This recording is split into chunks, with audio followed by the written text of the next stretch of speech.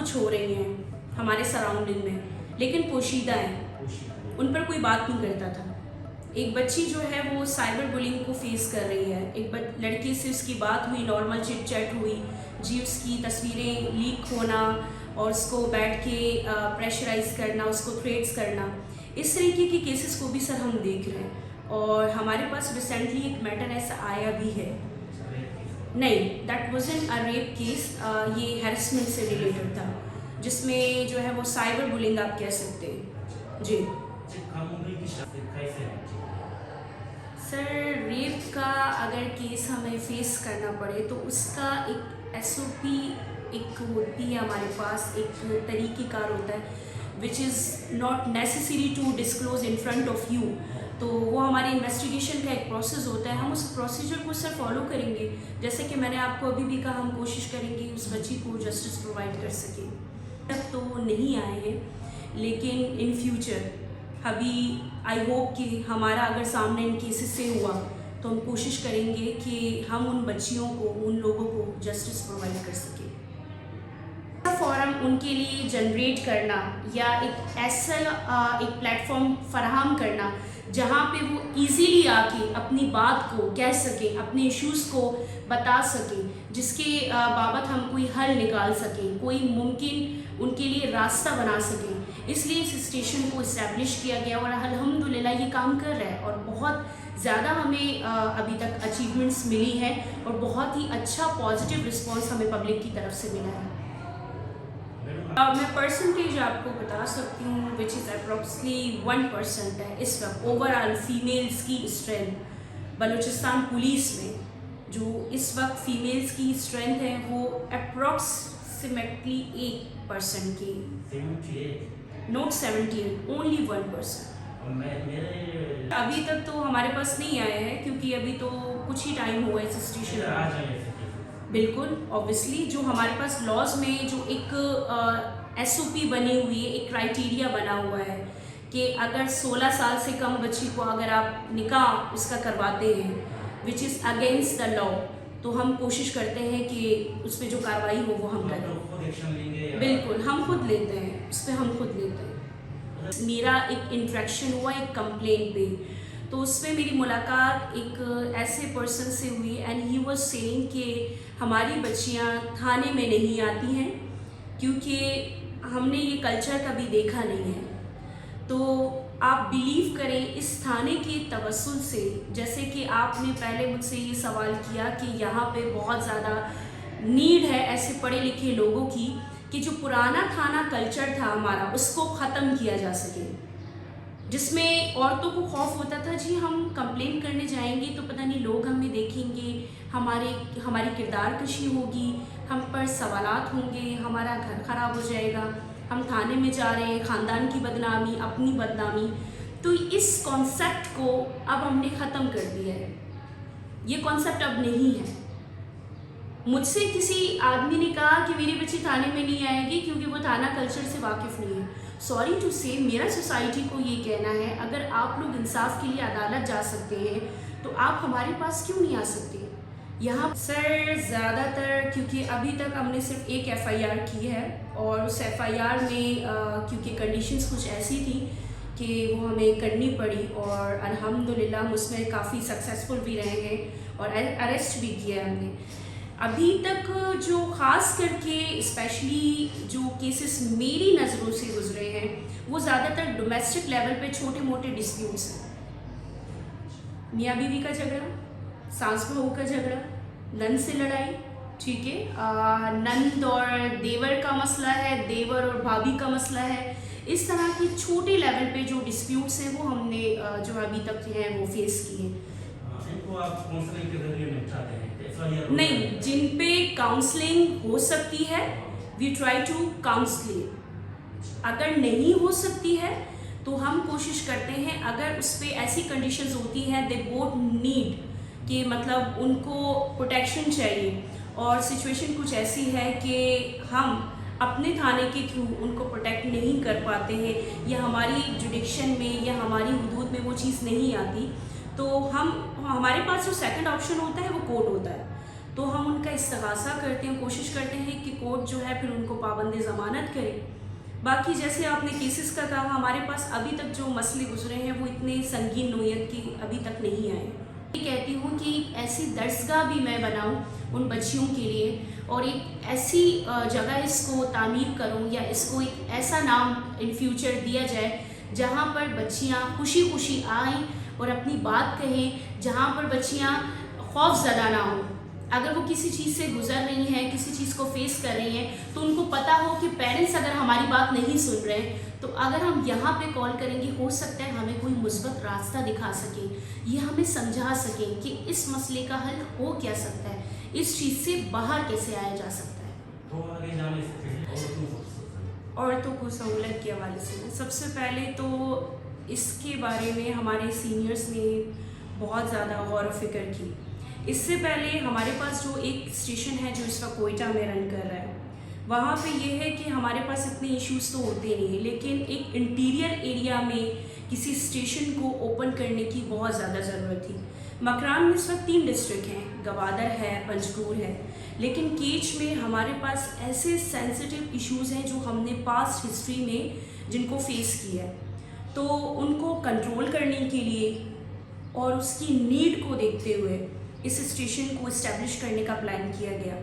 और अल्हम्दुलिल्लाह it has been almost 2 months कि जब से ये स्टेशन इनोग्रेट हुआ है, उसके बाद से लेकर अब तक हमने बहुत ज़्यादा यही कोशिश की है कि जो हमारे पास इनिशियल डोमेस्टिक लेवल पे जो हमारे पास इश्यूज़ हैं उनको काउंसलिंग करके उनको सॉर्ट आउट किया जा सके, ठीक है, और सोसाइटी में फ़ीमेल को एम्पावरमेंट करने के लिए, उसको प्रोटेक्ट करने के लिए, उनको फैसिलिटेट करने के लिए, क्योंकि हमारे पास बहुत सारी ऐसी ख़वातीन हैं जो कि कंफर्टेबल नहीं होती थी अपनी बात को किसी मेल स्टेशन में जाके कहने के लिए, कंप्लेंट्स नहीं कर पाती थी।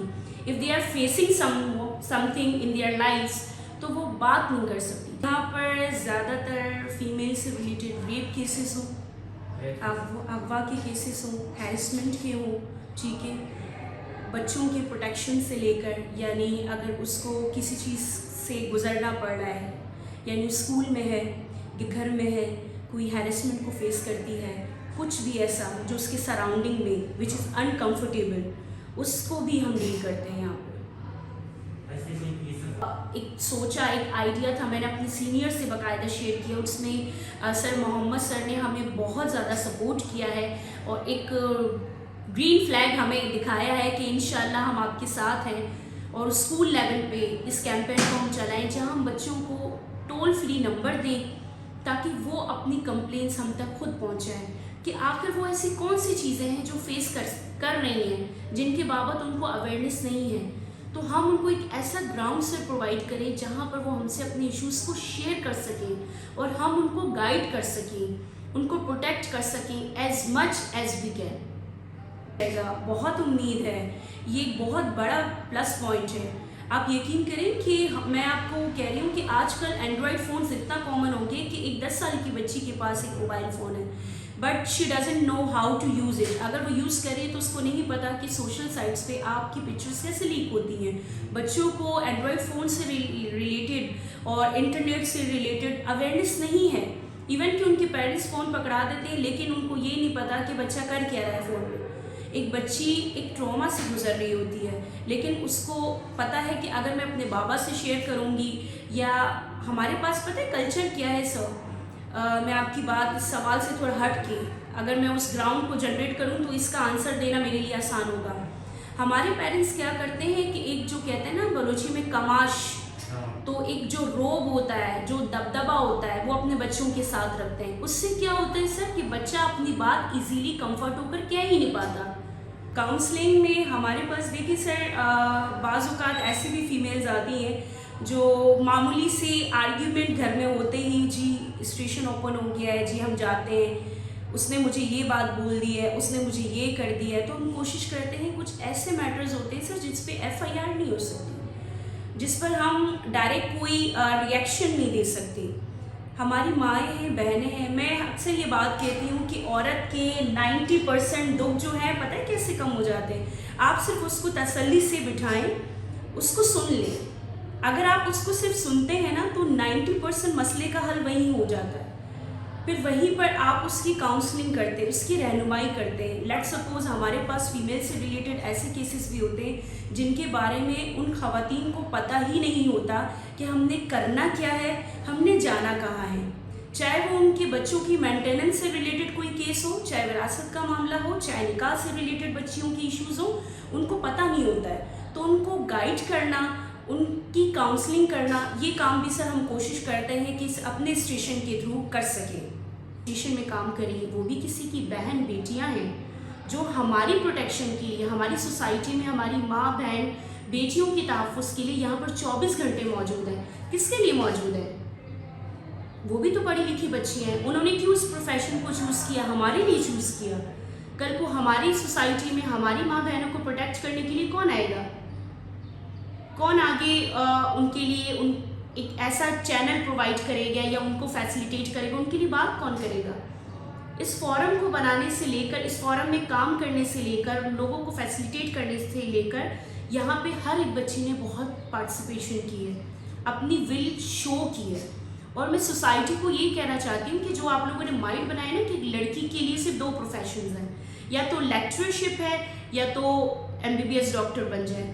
नो, वो फोर्स भी ज्वाइन कर सकती है, वो लीडरशिप भी कर सकती है। सोसाइटी में एक फोर्स पर्सन होने के नाते भी, एक फोर्स पर्सन होकर भी आप सोसाइटी में बहुत सारे मसाइल को हल कर सकते हैं। तो वो हाईलाइट हो सके।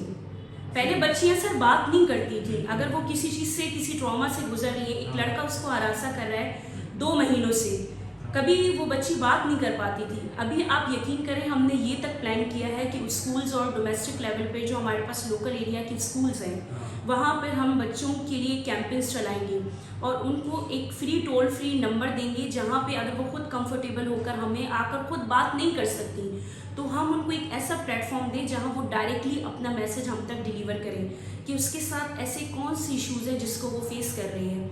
जैसे कि आपने शुरू में कहा कि ट्राइबल एरिया में एक स्टेशन को ओपन करना, यहाँ पे लोग इजीली आके बात नहीं कर सकते हैं because they are not comfortable. इज्जत का मामला, गैरत का मामला, बच्चियाँ डरती हैं, खौफजदा होती हैं और उनके माइंड में अभी भी पुराना थाना कल्चर जो है वो स्टक हुआ है, बैठा हुआ है, लोग नहीं आके बात करते।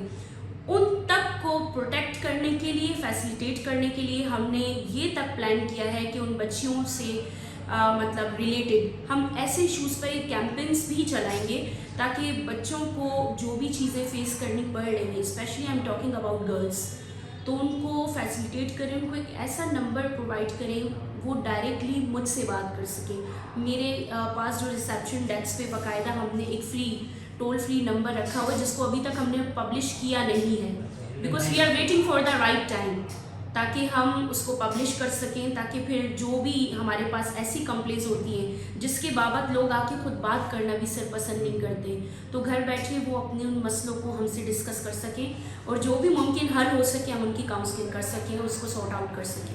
ये तो PCS में जाते तो शायद आप या एजुकेशन में जाते, हेल्थ में जाते, पुलिस में आना, पुलिस में आना आप ये कह सकते हैं कि मेरी फैमिली का जो सिस्टम शुरू से रहा है, हमारी फैमिली ऐसी थी, my father was in army, तो हमारी फैमिली में एक ऐसी कहते हैं ना डिसिप्लिन बहुत था, तो वो with the passage of time वो मेरे अंदर वो चीज़ मेरी पर्सनैलिटी में भी आ गई।